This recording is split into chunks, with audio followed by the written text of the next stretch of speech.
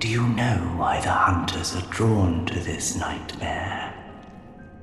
Because it sprouted from their very misdeeds. Things that some would rather keep secret. A pitiful tale of petty arrogance, really. High time someone exposed the whole charade. Hey there, welcome to the Lore to Death podcast. My name's Brett, and today I want to talk about something a little different. Something that is not directly explained, but rather inferred through tiny glimpses into a world that we did not walk through. Today I want to talk about the Hunter's Curse in Bloodborne, and in turn the fishing hamlet, the Hunters, and Byrgenwerth. If you know anything about the From Software games, then you know that the story within them is rather enigmatic. Very little is told directly, and the story is hidden in item descriptions that we must piece together to get to the bottom of it. And even then, there is plenty left to the imagination. I wanted to preface that because the story that I'm about to tell is an interpretation of the lore from my standpoint. There might not be one right answer, as is often the case with cosmic horror, but this is what I believe to be true, and this is my interpretation. This is going to be maybe a little different than usual, maybe a little bit more storytelling and a little less facts. So sit back, relax, and let me paint you a picture of salvation, discovery, and madness. Once, there was a fishing hamlet, a peaceful, introverted place where the inhabitants lived just off the coast. It wasn't much, but it was home to the few who resided there. In the center of town, there was a market, surrounded by decrepit wooden lodges and a deep well that connected to the caverns below that led to the sea. Diligently, the workers resided in peace until one day, a wondrous thing occurred.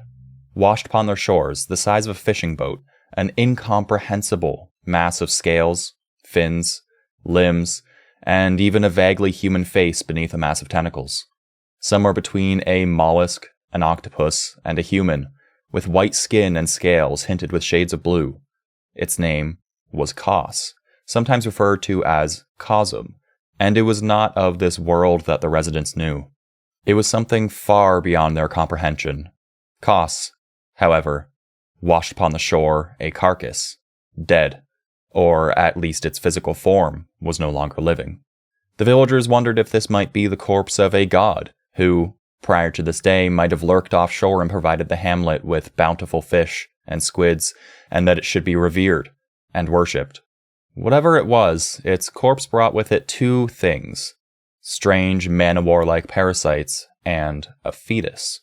With the evidence of impregnation, one might wonder if they should call Kos a she, but the incomprehensible nature of who or what Kos is or was would lead us to believe that it is far beyond he or she, for it was one of the Great Ones.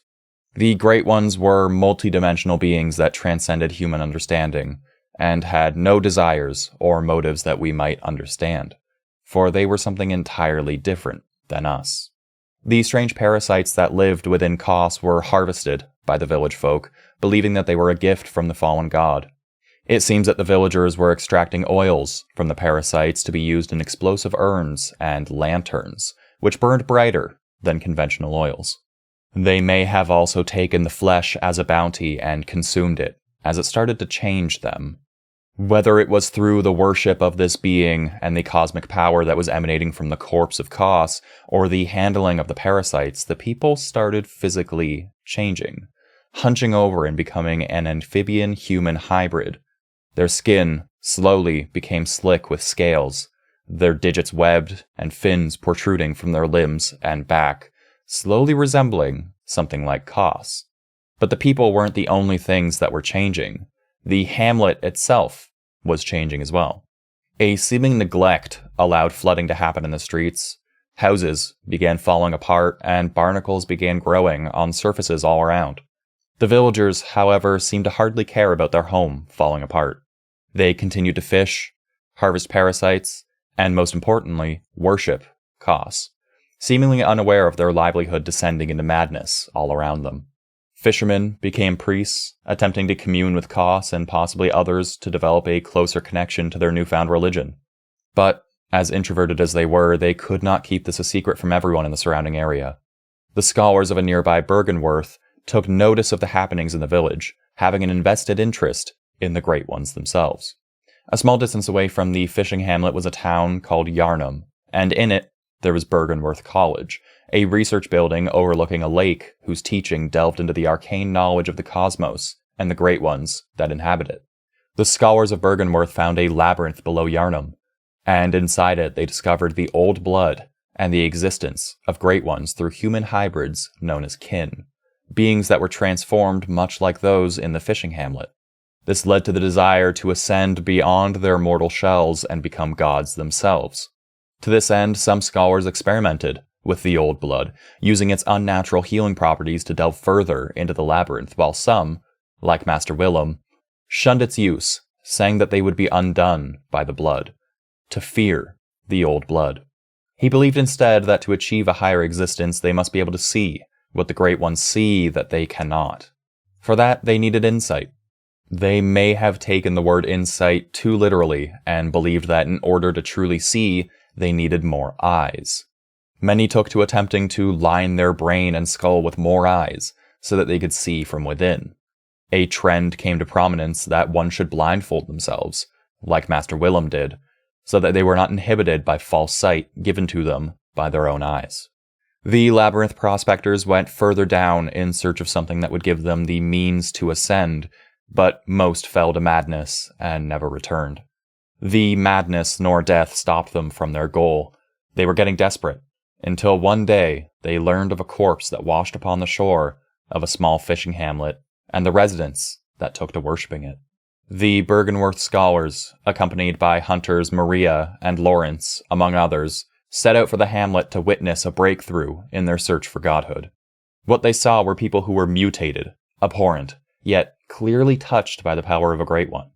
They began their inquisition upon the residents to learn what was causing them to transform, and thus began possibly the darkest chapter for Bergenworth and the hunters. They began torturing the residents, cutting open their heads and crushing their skulls to find the eyes that would line them, to find the reason that they were being chosen to become something greater. And this ultimately led them to Kos, the beached Great One. What exactly happened next and the atrocities they committed to its corpse was not documented, and I think that was hardly a mistake. They harvested its eldritch blood and took the fetus that laid inside its belly. Master Willem, in his depraved search for insight, sought the umbilical cord to elevate his being and thoughts to those of a Great One, lining his brain with eyes. The only choice, he knew, if man were ever to match their greatness. For every Great One loses its child, and then yearns for a surrogate. This cord granted Mensis audience with Murgo, but resulted in a stillbirth of their brains. And Odin, the formless Great One, was no different. It was corrupted blood that began this eldritch liaison. The third umbilical cord precipitated an encounter with the pale moon, which beckoned hunters and conceived the hunter's dream, and a contract was established between hunter and Great One. These are all descriptions that we get from different umbilical cords, and from them we know that they grant a great power, an audience with a Great One. Ingesting the umbilical cord of a Great One was the first step towards understanding their power and becoming a god. The scholars and hunters continued their blasphemous acts against the villagers and Kos. While Kos appeared as a corpse, their mind was very much alive and present in the cosmos. Whether it be by her power or the power of her unborn child, her orphan, the hunters and scholars were condemned to a never-ending nightmare, presumably after the victims of their assault prayed to Kos to curse them for their sins. A curse was laid upon those who violated the body of Kos, and so their kin, their children, and their children's children would also be cursed. The hunter's nightmare was a purgatory that scholars and hunters alike would go to when they die in the waking world, forced to relive their sins for eternity. One hunter, Maria, could no longer stand idly by and engage in the slaughter of the fishing hamlet and the desecration of Kos's body. Out of guilt, unable to stomach her actions, she took her weapon, Rakuyo, an heirloom from her home in Canehurst, and cast it down the well in the center of town, and took her own life. Dead in the waking world, her mind was cast into the hunter's nightmare, where she laid as vigil between the research hall and the fishing hamlet in a clock tower. Who knows how long had passed until a hunter came to that clock tower where she lay and woke her from her deathly sleep. A corpse should be left well alone, she said, referring to Koss and perhaps giving herself advice in hindsight. The nightmares themselves are on another plane of existence. Likened before to purgatory, all dreams and nightmares alike that were created by the Great Ones were akin to the circles of hell. They were stacked on top of one another in a realm separate from the waking world.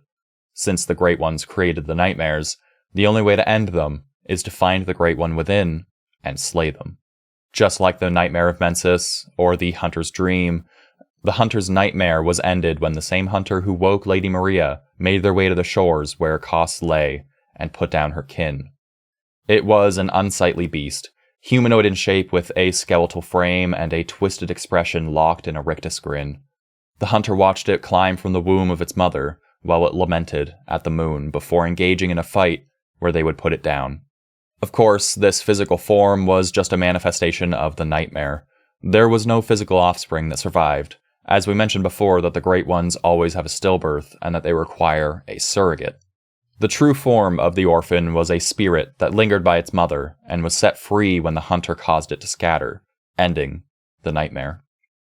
The secrets of the church and Bergenworth laid bare, their sins no longer being sheltered from the world. One hunter entered the nightmare of their own free will and ended it. But for what reason? Was it to cover it all up again, or was it to lay the spirit of Koss to rest and make things right? Ultimately, it's up to you to decide. You can find us online at loredtodeath on your favorite social media or podcast websites. And remember, a corpse should be well left alone. Curiosity killed the cat, and it condemned generations to an unending nightmare. The next time you think to profit off of the loss of another, turn around. Leave. Some secrets are best kept as such. And until next time, see ya!